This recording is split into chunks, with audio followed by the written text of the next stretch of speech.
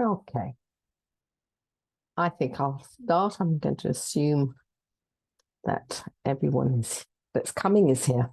So hello and welcome.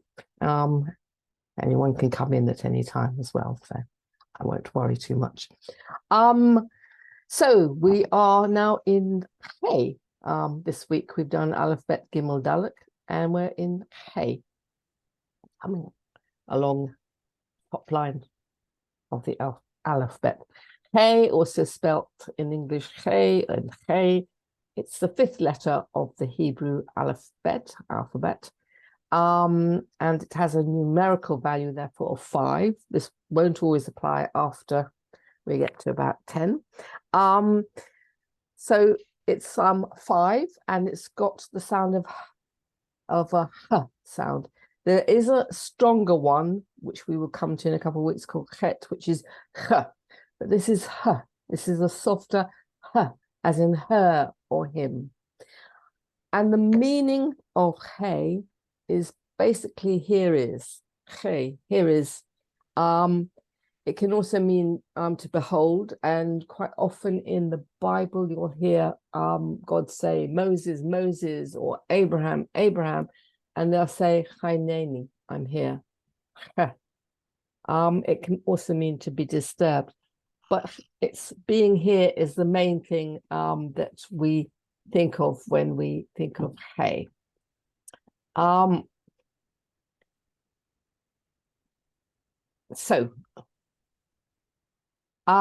Sorry, just making sure that the sound worked. What's the shape of the hay? The shape is this shape here, this line here, and a small detached line. There's a gap here. The chet letter that we'll come to is attached, but the hay isn't. There's this open, airy space, the h of it. If that helps you to remember it. It's composed of a sort of dalet, that d letter, which has this width to it, and also has this vertical space to it. So it's got width and verticality to it, and a little tiny yud letter, this detached space letter that is here, representing sort of God and spirituality, and we'll understand that in a minute with the tetragrammaton, the yud hey vav hey word. So yud is often used to represent the presence of God. So this shape, the Maharel, he's a rabbi from Prague, mainly in Bohemia, as it was in the 17th century, and he talks about it as a design that's compromised of this dalet and this yud. That they come together to form the hey, and the dalet has this width and uprightness. It's vertical and horizontal, this physical world of the vertical and the horizontal, and this yud has this sort of spiritual world, and the hey brings them together. And it's quite an interesting idea because hay appears in certain very particular places, lots of places, but it also in particular places that I'll talk about in a moment. So this is the sort of hay, this is how it would appear. It would have a little tag on in the actual Torah scrolls, but it's this dalet with this little yud next to it and space in between. In Hasidic thought, it in very mystical thought, it represents speech and action, which is an interesting one because it's almost got no sound to it. It's almost like an aleph. It's a ha. It's composed of these 3 lines. So thought, speech, and action comprised of 3 garments of the soul. We talk about things coming. You have to think something before you can speak it, and it's useless unless you do something with that speech. You can't just say things, you have to actually act out. I shall give money to charity. Then you have to do the action of giving the money to charity. So it's the thought, speech, and action sort of idea. And there are 3 lines of the soul in Kabbalistic thought belief systems where we have different parts of the soul. The garments which we express ourselves with. So we've got lots of different layers and garments that cover our soul, and some of them those garments are thought, some of them are speech, and some of them are action. The top horizontal line going across, by its very design, it represents this concept of equality, that everything is on this horizontal, everything is equal. So to be able to think about everybody as equal, you need to refine some of your thought processes. And that's a lot of what the Torah is about, and a lot of Musar, which is ethical sides of Torah, and Talmud. It's about, you were born as a fairly raw human being, and you're meant to spend your time refining your emotions and your thoughts. And so having this concept of equality is very much a high level of thought that is in this Dalet sort of shape.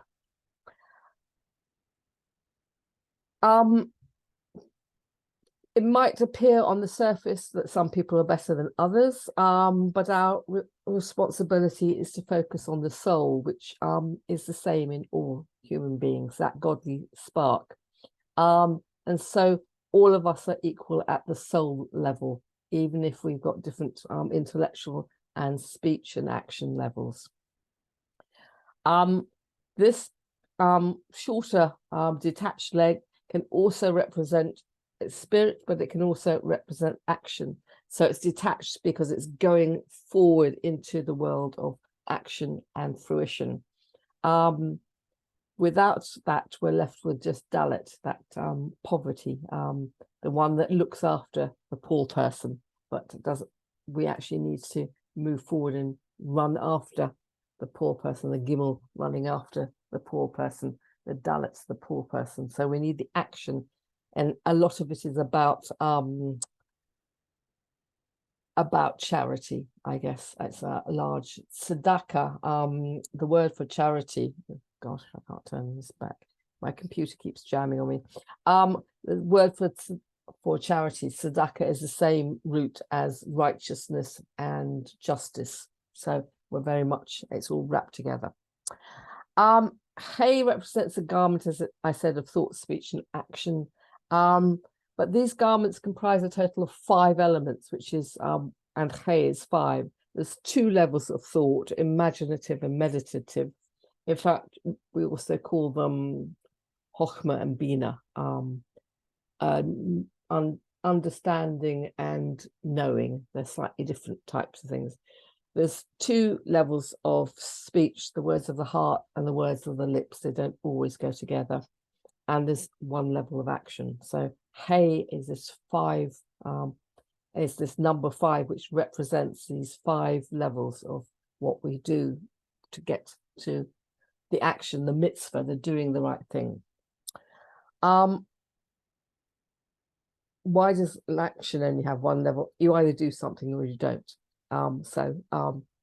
The 2 types of thought, 2 types of speech, your true speech and your not true speech can be, we have a lot about lashon hara, the bad speech, and obviously 1 level of action, yes or no. 5, this gematria of Chay also represents the 5 levels of the soul. That's kind of difficult for most people to take on board. We talk about the body soul quite a lot, which means the living sort of vital soul that you are born with, and you have this vitalism to you, the thing that makes you alive. And that is nefesh. That's the lowest level. It makes your body alive rather than just a bunch of chemicals. And the next level up is ruach, which has this emotional constant side to it of ruach is also wind and spirit. It's the same word. Neshama is the higher, sort of more intellectual level. Higher is the very transcendental, level where you are more spiritual. And Yechida is the highest level you can be. It's the union of you and the divine. It's sort of the blotting out of the ego. where you become totally immersed in the divine. So most of the time you don't want to do that, otherwise you disappear. And that's not the idea, is to disappear into the divine. But we do have this idea of acknowledging that there is this potential union. And most of the time we're in the nefesh level. We're just living our lives. Sometimes we're in the ruach, maybe in prayer or meditation, and sometimes up into the neshama level. Very, very seldom do we get into the chaya level, where the chaya comes from the same root as chaim, life, and breath, chaya, of breath. And very seldom do we get into that. Meditation is meant to help you get into that sort of level. But these 5 levels of soul are represented in this letter He, with its gematria of He, of 5. Sorry, my computer just is not behaving and does not want to go on. There you go. He's got almost no sound. It's a breathing out, almost effortless noise. So there's a sort of He in every word almost, because you can't help but go as you breathe out to make a sound. It's got a bit more sound than the aleph. It's a very interesting letter because, as I said before, it turns up in some very, very particular words, and quite a lot of them are to do with God, not just this yud part here, but this whole He has to do with God. And one of the greatest moments, I suppose, for Moses, he has lots of great moments, but the closest you can come to the Holy One is what Moses asks God, you know, who shall I tell them sent me? Because, you know, if I go along and say, oh, I've been told to do this and bring you out of Egypt, let my people go and stuff, they'll say, who sent me? And God says, tell them, Echya Asher Echya sent you. This is this lovely He, this very soft, almost silent voice, that small, still voice, Echya Asher Echya. They translated I am that I am, but it isn't. It's actually the future tense. I will be who I will be. I will be He. I will be this silent, almost silent letter, this great presence in the universe. And so it's this lovely Echya, which has 3 of the letters of the most divine name in it.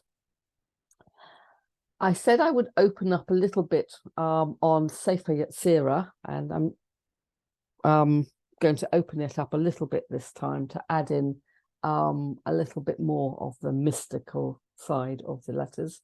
The Sefer Yetzirah is a book which is a very ancient book. I'm trying to find the smallest version I have, but I don't at the moment. I have it in front of me. It's a very, very slim book. If you can see this on your screens, it's made up of just short little chapters. As a very, very small, slim book.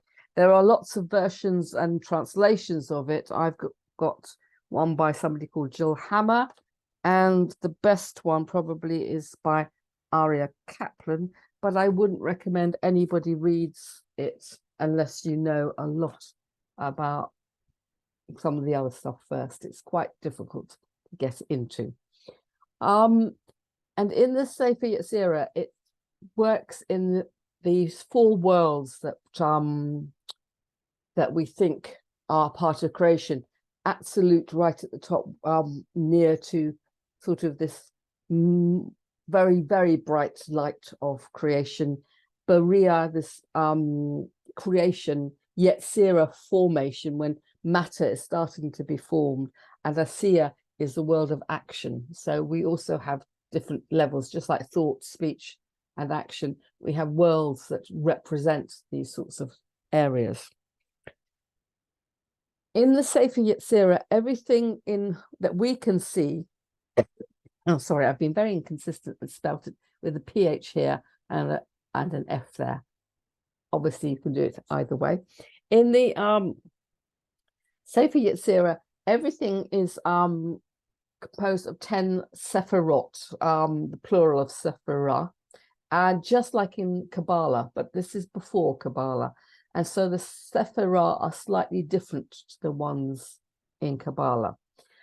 And the 22 letters of the alef-bet. And together, these 10 sephirah, which give sort of direction and channels to the letters, form 32 channels, or 32 gates, they're called. And then the letters within them can combine to form various combinations and make more and more things in the world. And everything is out of these. And the letters are grouped into 3 main groups. They're called mother letters, which are the aleph, which we've met, the mem and the shin. Aleph represents the sort of breath. Mem, water or earth, depending on whose translation you're reading and from which source. And shin is a sort of fire. It looks like a fire going upwards.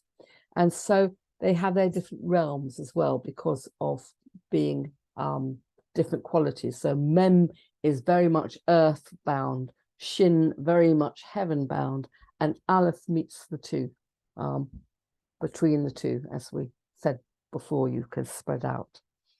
So one group with just 3, they're called mother letters in them, and I'll explain more next time. 7 double letters, we've come across them before. I've mentioned them earlier when we did Bet and Gimel and Dal, that there were these double letters that could appear with or without the dot in them, the dagesh, and they had slightly different pronunciation, b, v, sort of. And then there are single letters. The rest, there are 12 single letters, and hey is a single letter or an elemental letter. And they divided them into these different types, and the types of letter has different qualities to them, not just sound qualities, but space and time qualities to them, because the Sefer Yetzirah is a book that is about space, time, and your nefesh, life, soul, and that's dividing the letters into these different areas of space, time, and soul. And the qualities of a hey, this letter, is a single or elemental letter. The space that it takes is called Aries, the planet. So it's also used in horoscopes and things like that. The time is Nisan, the month of Nisan, which is a very important month. It's the Exodus month. It's the time when Pesach happens, is on the 14th of Nisan. There's a body soul to it where it's found, where it helps create and is found, and it's the liver. And there's a foundation to it. What it does is sight. And these are very strange connections. And I will explain more about how this works next time. But if you get ever to look at anything to do with the Sefer Yetzirah, there are whole sort of lists of how the letters work in different places. And the lists aren't always the same because there are different sources. Because it's so ancient, there are a couple of different sources, and people try to meld them together to find out which one's the oldest or original, or whether it's been changed and things like that. So there are slightly different translations and different versions of it.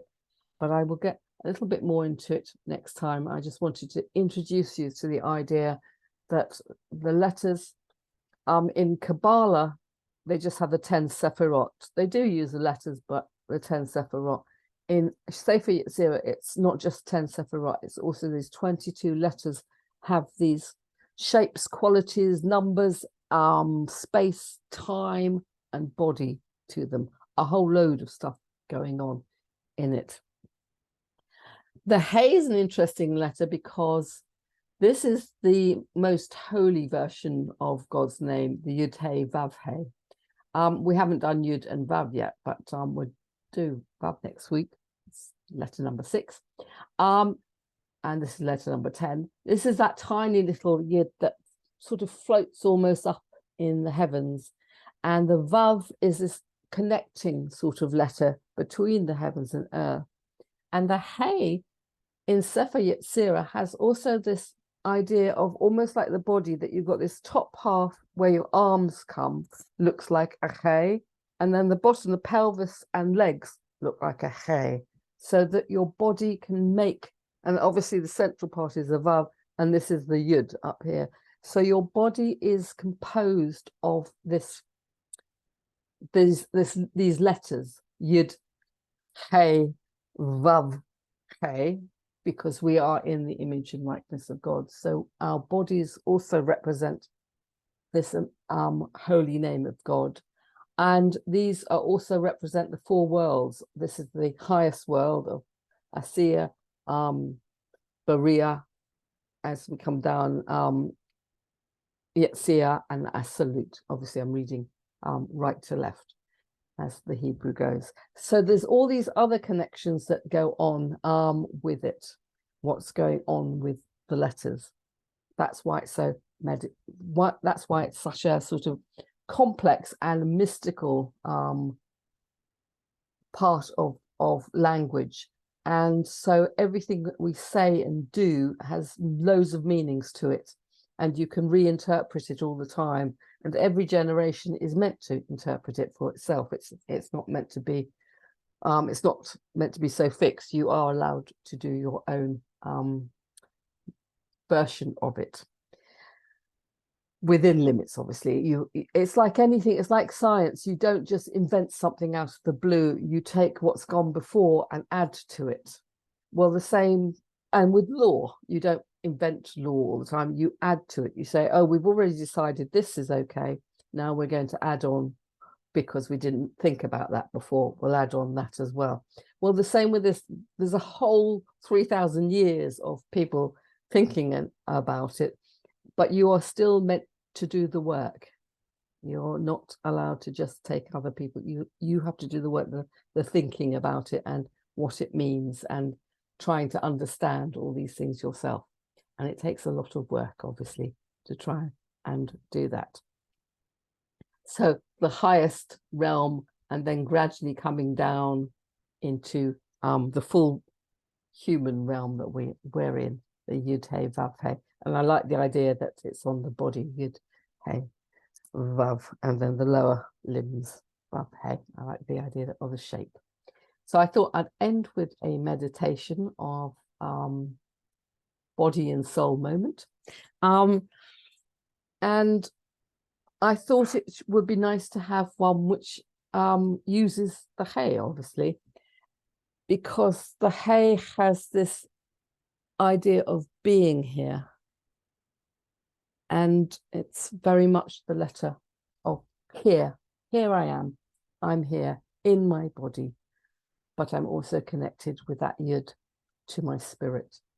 So I thought if we took a couple of, or 3 nice deep breaths, as my teacher would always say, take 3 nice deep breaths in and out, and that out one, which is very much about letting things go, about releasing out everything that's blocking you. So just really release it. Sort of relaxation. And then relax into your chair that you're sitting on, or whatever you're sitting on. And perhaps close your eyes so that you're not so distracted by things. And let's concentrate on that Hey, the idea of just being here in our body and in our soul.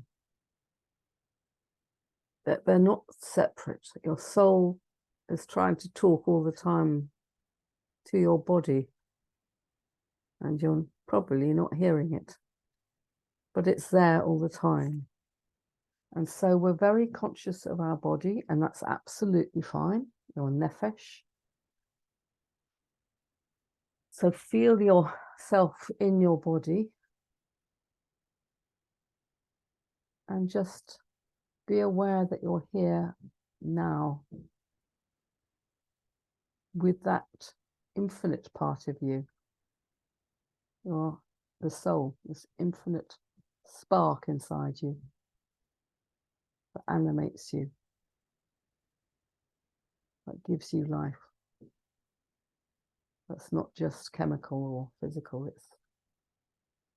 it's something else. And just picture how much in your body you've got that shape of a hay in your shoulders and arms and in your pelvis and legs. But you've also got that yud part of you, the little tiny head part that makes up the hay, that gives space. So it's a soft hay, so that breath can come in and out. So you can connect. Not a sealed space, it's an open hay. That yud, that tiny spark that animates you, that keeps that body alive and vital. And enjoy that feeling. Being here, body and soul. Being a chay, being part of that tetragrammaton. Yud Hey Vav Hey.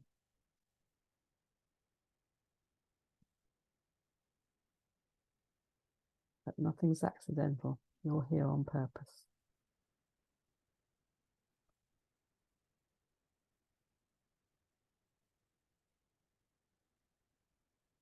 And then perhaps take a couple more deep breaths and back into the room.